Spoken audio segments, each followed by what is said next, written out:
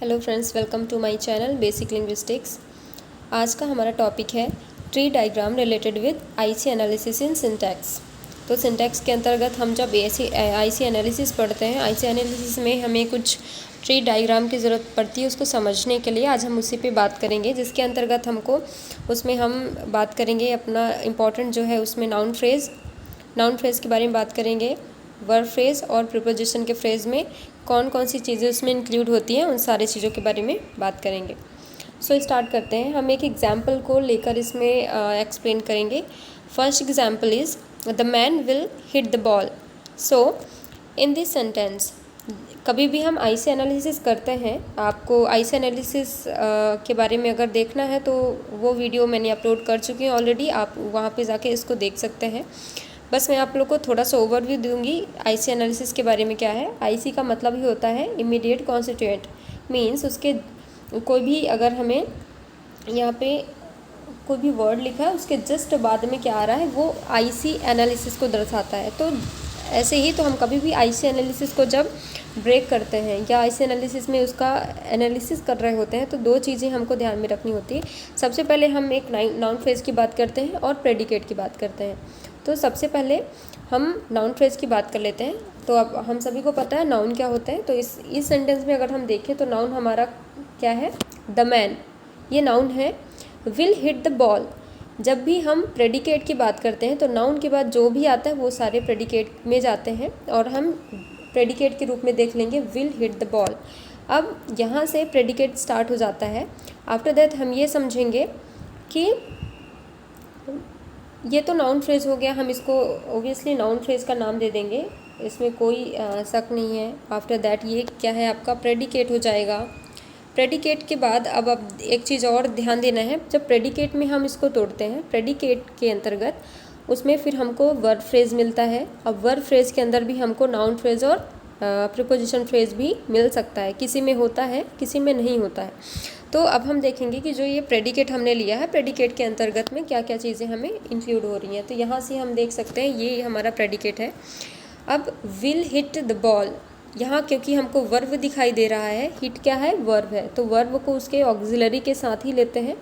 तो ऑक्सिलरी इसमें विल है, यहाँ से हमारा वर्ब फ्रेज स्टार्ट हो जाएगा। तो ये पूरा हम देखेंगे तो ये पूरा हमारा क्या है, वर्ब फ्रेज है, वर्ब फ्रेज के अंतर्गत ही आएगा।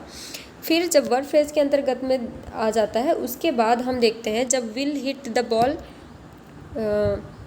ओके, ये विल हिट द बॉल ये पूरा प्रेडिकेट है, ये वर्ब फ्रेज समझ सकते हैं। वर्ब फ्रेज के अंतर्गत अब देखेंगे हिट के बाद यहाँ से द बॉल फिर से स्टार्ट हो रहा है, ठीक है, द बॉल फिर से स्टार्ट हुआ। सो इसको हम किस चीज़ में ले सकते हैं, एक बार तो ले लिए कि हमने विल हिट द बॉल को हम वर्ब फ्रेज में लेंगे। फिर आफ्टर दैट हिट के बाद, हिट तो आपका वर्ब है, वहाँ तक आप समझ सकते हैं, द बॉल को कैसे लेंगे।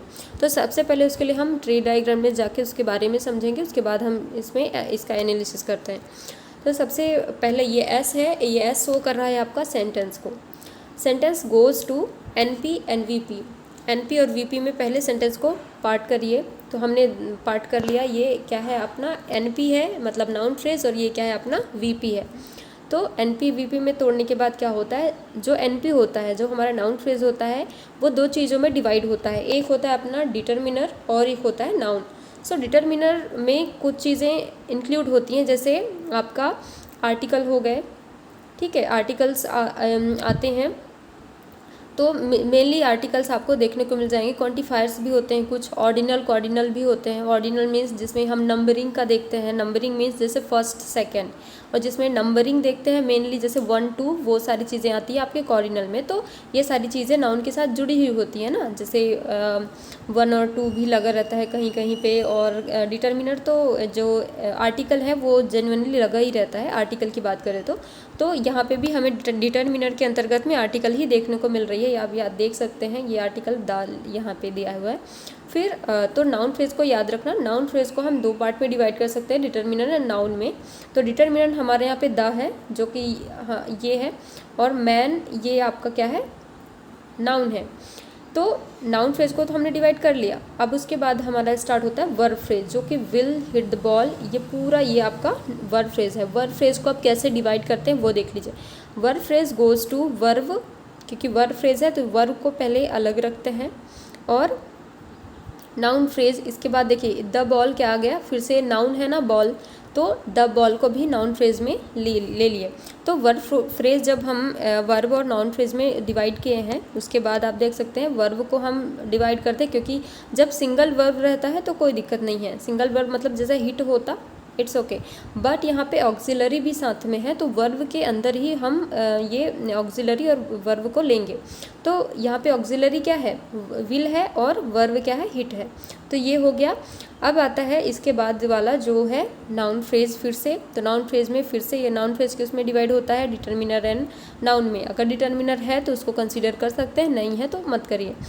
अब इसमें भी डिटर्मिनर के रूप में यहाँ पे आपको देखने को मिल जाएगा, यहाँ पे द ही दिया हुआ है जो कि एक आर्टिकल है, और नाउन इसमें बॉल है।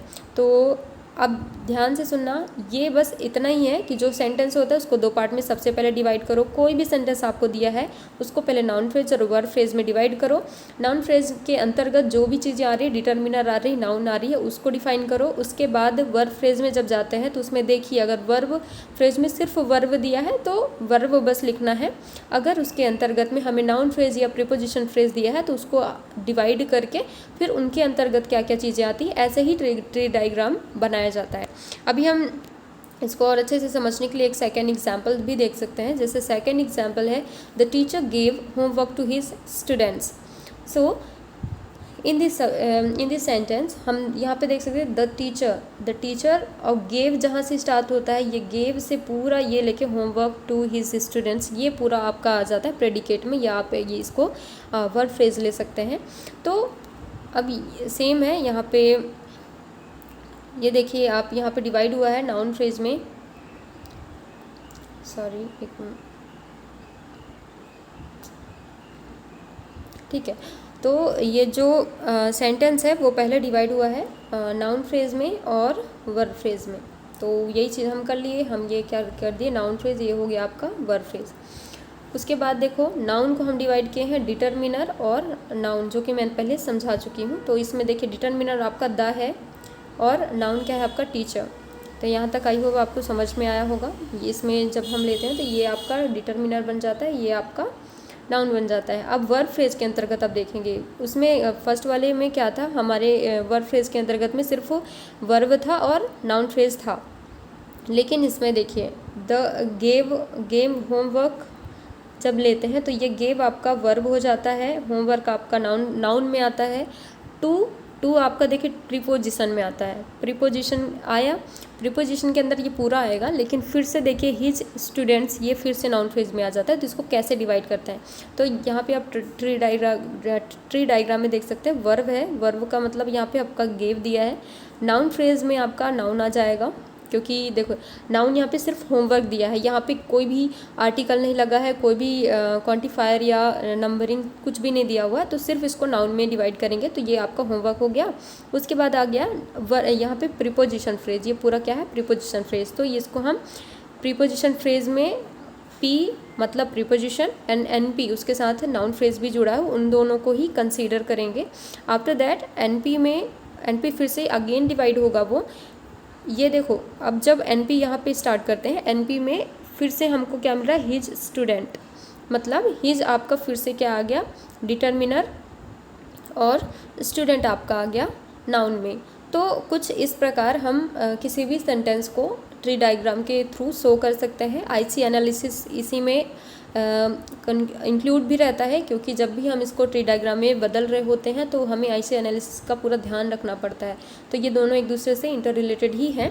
तो आई होप गाइज आप लोग को समझ में आया होगा, और प्लीज़ आप लोग को पसंद आती है मेरी वीडियो तो कमेंट करके ज़रूर बताएं। Thank you so much.